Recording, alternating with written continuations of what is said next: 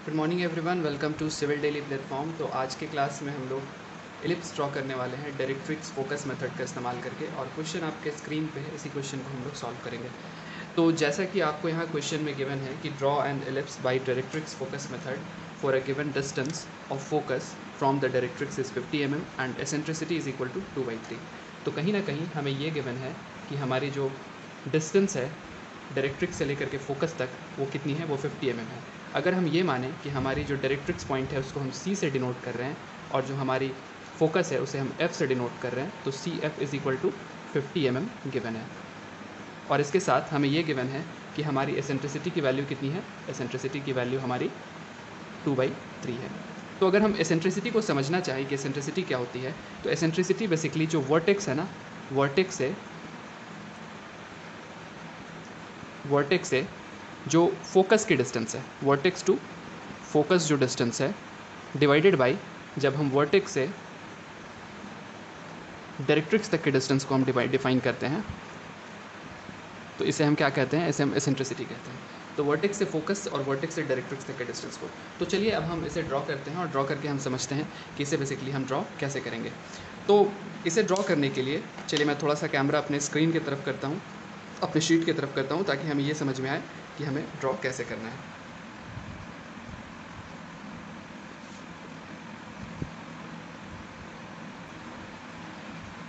तो इसे ड्रॉ करने के लिए जैसा कि हमने एक यहाँ पे हॉरिजेंटल लाइन और एक वर्टिकल लाइन को यहाँ पे हमने नोट डाउन किया है। आप देख सकते हो ये हॉरिजेंटल लाइन बेसिकली एक्सिस को बताती है, हॉरिजेंटल एक्सिस को, और ये वाली जो लाइन है ये हमारी डायरेक्ट्रिक्स को बताती है।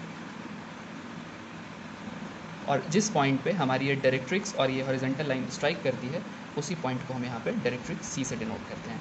जैसा कि क्वेश्चन में भी हमने देखा था कि हमारे लिए जो distance of focus from the directrix है वो कितनी है, 50 mm है। तो इसीलिए अब हम लोग 50 mm मार्क करेंगे सबसे पहले। तो इसके लिए हमने कंपास से 50 mm हमने सेट कर लिया और इस 50 mm को हम यहाँ पर कट कर देंगे। तो जैसे ही हम 50 mm कट करते हैं वैसे ही हमें अपना नेक्स्ट पॉइंट फोकस मिल जाता है। अब हमें फोकस मिल गया और हमें पता है कि एसेंट्रिसिटी की वैल्यू हमें कितनी गिवन है। एसेंट्रिसिटी की वैल्यू हमें गिवन है 2/3, यानी कि हम ये बोल सकते हैं कि हमारी जो एसेंट्रिसिटी है वो कितनी है, वो 2/3 है।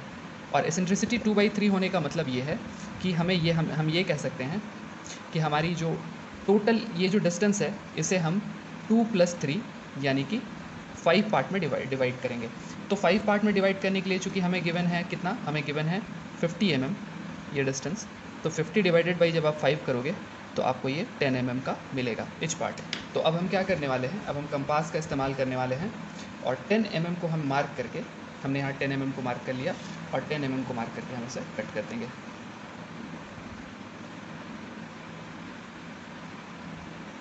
जैसे हमने 10 mm को मार्क करके कट कर लिया, हमें 5 अलग अलग पॉइंट्स, यहाँ पे 5 पार्ट में हमारा डिवीज़न हो गया पूरे के पूरे 50 mm का। अब क्वेश्चन में जैसा कि हमें गिवन है कि जैसा कि हमने देखा था कि एसेंट्रिसिटी क्या होती है, वर्टेक्स से फोकस तक की डिस्टेंस होती है।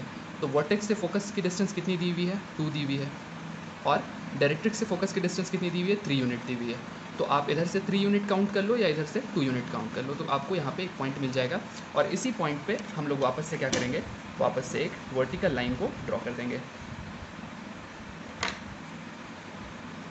अब हमने जब यहाँ पे वर्टिकल लाइन को ड्रॉ कर दिया तो हमारा सबसे पहले काम होता है कि एलिप्स को ड्रॉ करने के लिए ये जो 2 यूनिट है, यानी कि फोकस और हमारी जो वर्टेक्स है, इसके बीच की जो डिस्टेंस है, इस डिस्टेंस को हम ट्रांसफ़र कर लेते हैं इस वर्टिकल लाइन पे। इसके लिए हमने इसे यहाँ पे सेट किया और यहाँ पे सेट करके हमने इसे यहाँ पे कट कर लिया।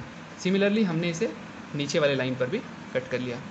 जब हमने इसे दोनों जगह पे कट कर लिया तो हमें 2 नए पॉइंट P1 और P2 मिल जाते हैं।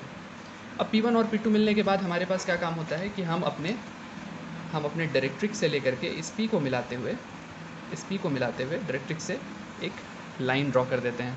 और जब हम एक लाइन ड्रॉ कर देते हैं तो हमें कहीं ना कहीं इसी लाइन के अलॉन्ग नंबर ऑफ़ डिविजन्स करने होते हैं, number of vertical lines draw करने होते हैं, जिस वर्टिकल लाइन पे हम सारा का सारा कैलकुलेशन, सारा का सारा कट करते हैं फोकस से। ये हम लोग आगे सीखेंगे, लेकिन फ़िलहाल हमें क्या करना है, यहाँ पे नंबर ऑफ़ वर्टिकल लाइंस को ड्रॉ करना है। और इस वर्टिकल लाइन को आप चाहो तो एक सेम डिस्टेंस 10 mm के लिए कर सकते हो, 5 mm के लिए कर सकते हो, या फिर आप इसे किसी भी अलग अलग डिस्टेंस पे भी कर सकते हो। तो चूँकि हमारा जो एलिप्स है वो बनने के बाद हमें बेहतर दिखे, इसीलिए हम यहाँ पे जो अपने लाइंस का इस्तेमाल कर रहे हैं, ये 10 mm के गैप में हम नंबर ऑफ़ लाइंस को ड्रॉ कर रहे हैं। तो इस तरीके से हमने यहाँ पे 10 mm मार्क कर देना है।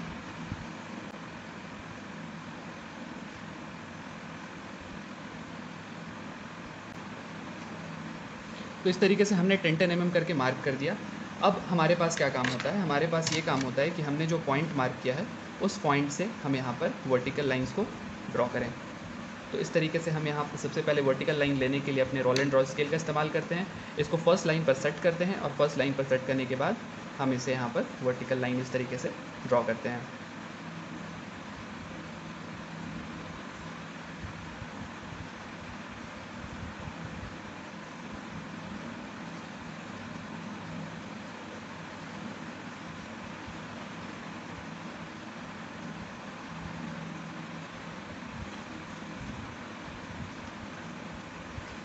ये वर्टिकल लाइन हमें कंटिन्यूसली ड्रॉ करना है नेक्स्ट पॉइंट्स के लिए। और ये number of vertical lines basically आप चाहो तो ज़्यादा भी ड्रॉ कर सकते हो, लेकिन मैं इसके लिए आपको एक शॉर्टकट आगे बताऊंगा कि आप इस वर्टिकल लाइन को कैसे कंट्रोल कर सकते हो, या आप ये समझ सकते हो कि वर्टिकल लाइंस कहाँ तक आपको ड्रॉ करनी है। तो इस तरीके से हमने नंबर ऑफ़ वर्टिकल लाइंस को ड्रॉ कर दिया। इसके बाद हमारा क्या काम होता है, इसके बाद हमारा ये काम होता है कि हम इन पॉइंट्स पे नेमिंग कर लें, ताकि हमें आने में नेक्स्ट टाइम पे कट करने में आसानी हो। जैसे कि हमने यहाँ पर मार्क कर लिया 1, यहाँ पे हमने मार्क कर लिया 1 डैश, यहाँ पे हमने मार्क कर लिया 2, यहाँ पे हमने मार्क कर लिया 2 dash. Similarly 3, 3 dash, 4, 4 dash, 5, 5 dash, 6, 6 dash, 7, 7 dash, 8, 8 dash, 9, 9 dash, 10, 10 dash, 11, 11 dash, 12, 12 dash, 13, 13 dash. तो इस तरीके से हमने यहाँ पे मार्क कर लिया। अब हमारे पास जो नेक्स्ट काम होता है, इस नेक्स्ट काम को हमें ये करना है कि हमें सबसे पहले अब कट करने के लिए सीखना है कि हम कट कैसे कर सकते हैं, या कट करने के लिए हमें कहाँ से कहाँ का डिस्टेंस कवर करना है, उसे हम थोड़ा सा सीख लेते हैं। तो अगर हम कट करने की बात करें तो हमें अपने कंपास का इस्तेमाल करना होता है, और कंपास का इस्तेमाल करके जो हमने सबसे पहला लाइन 1, 1 डैश को मार्क किया है, इसे हमें कंपास से सेट करना होता है। इसे हमने जैसे ही कंपास से सेट कर लिया, इसे वापस से हम फोकस पर रखते हैं, और फोकस पर रखने के बाद हम कट कर लेते हैं। तो कट हमें 2 जगह पर करना है, चूँकि एलिप्स एक सिमेट्रिक स्ट्रक्चर है, तो हमें ऊपर भी कट करना है और नीचे वाले लाइन को भी कट करना है। इसी तरीके से हम लोग अपने नेक्स्ट पॉइंट के लिए सेट करते हैं 2, 2 डैश के लिए। चूँकि हम यहाँ पे देख सकते हैं कि 2, 2 डैश फोकस पे एग्जिस्ट कर रहा है, तो इसीलिए हमें सिमिलर पॉइंट पे कट करेगा। यहाँ पे भी हमें सिमिलर पॉइंट मिलेगा और यहाँ पे भी हमें सिमिलर पॉइंट मिलेगा। इसी तरीके से हम यहाँ नेक्स्ट 3, 3 डैश पे सेट करते हैं, और 3, 3 डैश पे सेट करने के बाद हम इसे फोकस पे रख के कट कर लेते हैं। सिमिलरली हम वापस से इसे 4, 4 डैश पे रखते हैं, और 4, 4 डैश पे रखने के बाद हम फोकस पे रख के कट कर लेते हैं। इसके बाद हम लोग 5, 5 डैश पे रखते हैं, और हम यहाँ पे फोकस पे रख के इसको कट कर लेते हैं। इसके बाद हम यहाँ 6, 6 डैश पे रखते हैं, और हम फोकस पे रख के इसे कट कर लेते हैं। तो इस प्रोसेस को हम हर एक पॉइंट के लिए रिपीट करते हैं। वापस से हम यहाँ इसे 7, 7 डैश पर रखते हैं, 7, 7 डैश पर रखते हैं, फोकस पे रख के हम इसे कट कर लेते हैं। वापस से हम 8, 8 डैश पे रखते हैं, और हम वापस से अपने फोकस पे रख के इसे कट कर लेते हैं। तो अब हम इसी प्रोसेस को हर एक पॉइंट के लिए आगे तक कंटिन्यू करते हैं, जब तक कि हमारा जो कंपास है वो वर्टिकल लाइन को, ये हमारे हॉरिजॉन्टल लाइन को कट ना कर दे। तो हम इसे यहाँ पर हमने इसे कट कर लिया। नेक्स्ट पॉइंट हमने 10, 10 डैश को लिया, और हमने यहाँ पे फोकस पे रख के इसे कट कर लिया। तो जैसा कि हम देख सकते हैं कि ये 10, 10 डैश एक इस पॉइंट पे यहाँ पे हमें कट करके दे रहा है। तो अब हमें क्या करना है, अब हमें 10, 10 डैश वाले जो पॉइंट है, इस पर्टिकुलर पॉइंट पे एक वर्टिकल लाइन को ड्रॉ कर देना है।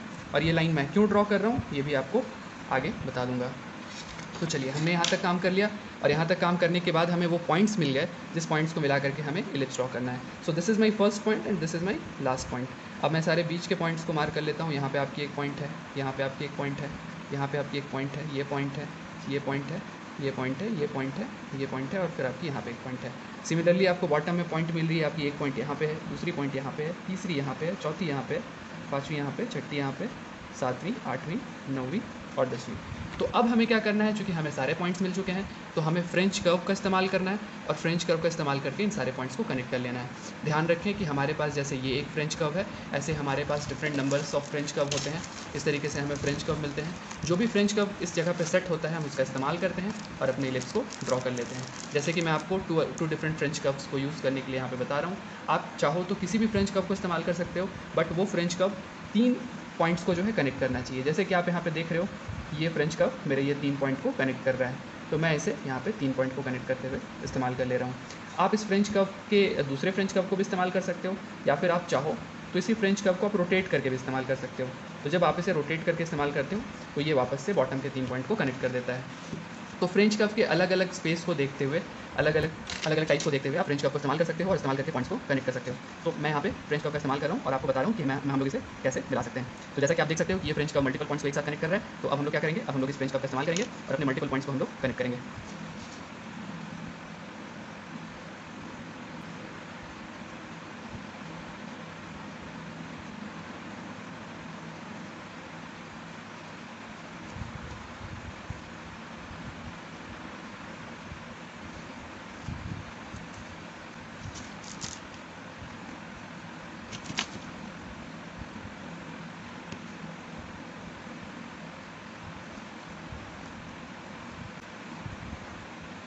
फ्रेंच कर्व को इस्तेमाल करते टाइम हमें इस बात का ध्यान रखना है कि जो फ्रेंच कर्व इस्तेमाल हो रहा है वो बैक 3 पॉइंट्स को कनेक्ट करे।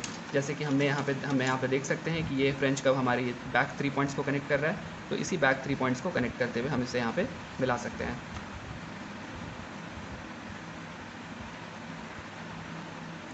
तो इस तरीके से हमने अपना एलिप्स ड्रॉ कर लिया। अब हमारी एलिप्स बन गई है, तो हमारा नेक्स्ट काम क्या है, हमारा नेक्स्ट काम है टेंजेंट एंड नॉर्मल को ड्रॉ करना। तो सबसे पहले मैं आपको इस एलिप्स के बारे में एक और पॉइंट बता दूं कि जैसे कि मैंने यहाँ पे नंबर ऑफ़ लाइंस को ड्रॉ किया, तो आप इस बात को कैसे कंफर्म करोगे कि आपको ये नंबर ऑफ़ लाइंस कहाँ तक ड्रॉ करनी है। आप इसे कंफर्म करने के लिए प्रोटेक्टर का भी इस्तेमाल कर सकते हो। इसमें आपको क्या करना होता है कि जो आपकी फोकस एफ वाली जो पॉइंट है, इस पॉइंट पे आपको इसे रखना होता है, सेट करना होता है और सेट करके 45 डिग्री का एंगल लेना होता है। तो जैसा कि आप देख रहे हो कि हमारी 45 डिग्री यहाँ पर आ रही है। तो जैसे ही हम 45 डिग्री को एफ से कनेक्ट करके हम एक लाइन ड्रॉ करते हैं, हम जैसे ही एफ को 45 डिग्री से कनेक्ट करके इस लाइन को कंटिन्यू हम लोग ड्रॉ करते हैं, तो हमें ये पता चल जाता है कि हमारी ये वर्टिकल लाइन कहाँ तक जाने वाली है। तो जैसा कि आप देख सकते हो कि इसने ये लास्ट वर्टिकल लाइन को इस पॉइंट पर कट किया है, जिससे हमें ये पता चल जाएगा अगर हम नंबर ऑफ़ ये लाइंस वर्टिकल लाइंस को ड्रॉ करते हैं तो ये वर्टिकल लाइंस कहाँ तक हमें ड्रॉ करनी है। क्योंकि मैं आपको समझाने के लिए इसे बता रहा था, तो इसीलिए मैंने सबसे पहले वर्टिकल लाइंस को, बहुत सारे वर्टिकल लाइंस को हमने ड्रॉ कर दिया। इसके बाद मैंने आपको बताया कि इसे मैं कैसे ठीक कर सकता हूँ। चलिए अब हम लोग नेक्स्ट सीखते हैं कि हम टेंजेंट और नॉर्मल इसमें कैसे ड्रॉ कर सकते हैं। तो टेंजेंट या नॉर्मल ड्रॉ करने के लिए हमें कोई भी एक पॉइंट कंसिडर करना होता है। जैसे कि मैं यहाँ पर इस पॉइंट को ले रहा हूँ। तो जैसे ही हम इस पॉइंट को लेते हैं, तो इस पॉइंट को लेने के बाद हम इसे एफ से कनेक्ट कर देते हैं, यानी कि फोकस से हम कनेक्ट कर देते हैं। तो जैसे ही हमने इसे फोकस से कनेक्ट किया, जैसे ही हमने इसे फोकस से कनेक्ट किया, तो फोकस से कनेक्ट करने के बाद हमें क्या करना होता है, इस पर्टिकुलर पॉइंट पर हम 90 डिग्री के लाइंस लेते हैं। और जब हम इस पर्टिकुलर पॉइंट पर 90 डिग्री के लाइंस लेते हैं, जैसा कि हमने देखा कि हमारी 90 डिग्री यहाँ पर आ रही है, तो जैसे ही हम इसमें 90 डिग्री का लाइन लेते हैं और इसे 90 डिग्री को पे हम इसे कंटिन्यूस तरीके से ड्रॉ कर देते हैं। हमने इसे 90 डिग्री पे ड्रॉ कर दिया। तो 90 डिग्री पे ड्रॉ करने के बाद अगर हम लोग इस पॉइंट से अगर हम इसे कनेक्ट करते हुए जो लाइन को ड्रॉ करते हैं, वो हमें क्या बताती है, वो हमें टेंजेंट लाइन बताती है। वो हमें यहाँ पे टेंजेंट बताती है, टेंजेंट को डिनोट करती है। और अगर हम नॉर्मल ड्रॉ करना चाहें, तो ये जो पॉइंट हमने कंसिडर किया है, इस पॉइंट पर हम अपने प्रोटेक्टर का इस्तेमाल करके यहाँ पे नॉर्मल ड्रॉ कर सकते हैं, या फिर हम नॉर्मल ड्रॉ करने के लिए कंपास का भी इस्तेमाल कर सकते हैं। तो 90 डिग्री पे हमने एक पॉइंट मार्क कर दिया, और 90 डिग्री पे पॉइंट मार्क करने के बाद जब हम यहाँ पे वर्टिकल लाइन को ड्रॉ करते हैं, तो ये हमें यहाँ पे नॉर्मल देता है। इस पर्टिकुलर पॉइंट पे हमें नॉर्मल देता है। तो ये हमारे एलिप्स को डायरेक्ट्रिक्स मेथड से ड्रॉ करने का कंप्लीट मेथड था। अगर आपको वीडियो अच्छा लगता है तो लाइक कीजिए, शेयर कीजिए, सब्सक्राइब कीजिए। इस पे मैं कुछ और पॉइंट्स आपको बता दूं, आप चाहो तो इस पर्टिकुलर पॉइंट्स का नाम भी यहाँ पे रख सकते हो। आप यहाँ पे इसे P1, आप यहाँ पे D1, D2, D3, D4, D5, D6, D7, D8, D9, D10, D11, D12, D13, D14, D15, D16, D17, D18, D19, D20। इस तरीके से आप इसे नेमिंग भी कर सकते हो, but it is not compulsory to name all this points. जब हमने यहाँ तक ड्रॉ कर लिया और ड्रॉ करने के बाद हमने सारे पॉइंट्स को मार्क कर लिया, तो हमारा एलिप्स यहाँ पे कंप्लीट हो जाता है। तो इस क्लास में इतना ही। हमने आज एलिप्स को डायरेक्ट्रिक्स मेथड से ड्रॉ करना सीखा। अगले क्लास में हम लोग नए मेथड के साथ मिलेंगे। अगर आपने चैनल को सब्सक्राइब नहीं किया तो सब्सक्राइब कर लो, तो अपने फ्रेंड्स के साथ शेयर कर दो, और वीडियो पसंद आता है तो ज़्यादा से ज़्यादा लाइक करो। Thank you so much.